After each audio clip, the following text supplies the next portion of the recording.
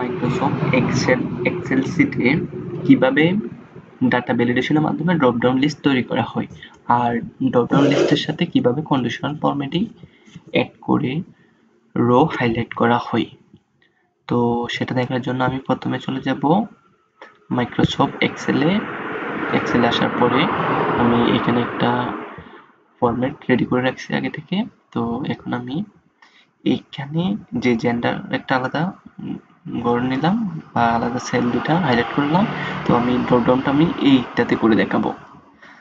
তো এটা করার জন্য আমি প্রথমে এটাতে চলে যাব, এই সেলটাতে ক্লিক করে ডাটাতে চলে যাব। ডাটাতে চলে যাওয়ার পরে ডাটা ভ্যালিডেশনে ক্লিক করব। তারপর এনি ভ্যালু থেকে আমি লিস্ট সিলেক্ট করে দিব। লিস্ট সিলেক্ট করে দেওয়ার পরে এখানে সোর্সটা দিয়ে দিব।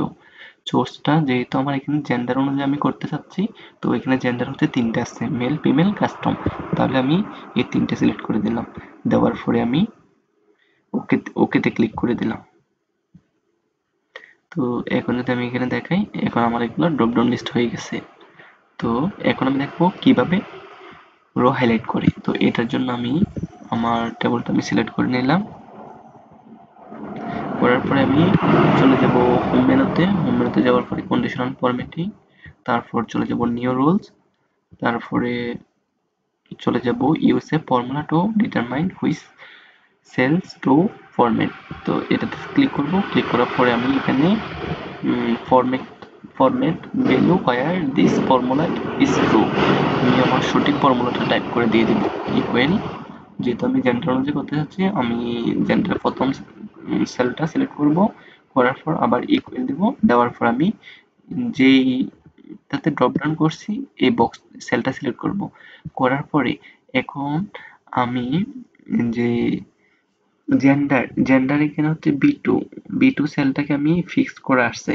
তাহলে আমি শুধু কলামটাকে ফিক্স করব, কিন্তু রো গুলাকে আমি ফিক্স করব না। তো এই জন্য আমি রোর ফিক্সটা আমি তুলে দিলাম। দেওয়ার পরে আমি এখানে ফরম্যাটে চলে যাব।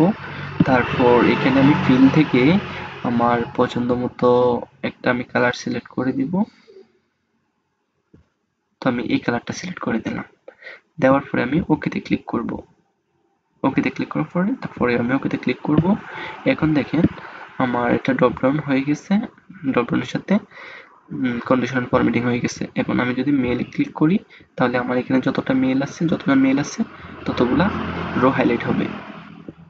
যদি ফিমেলে দেই তাহলে ফিমেলের গুলা হাইলাইট হবে, যদি কাস্টমে দেই কাস্টমের গুলা হাইলাইট হবে। তো ধন্যবাদ সবাইকে মনোযোগ সহকারে ভিডিওটি দেখার জন্য।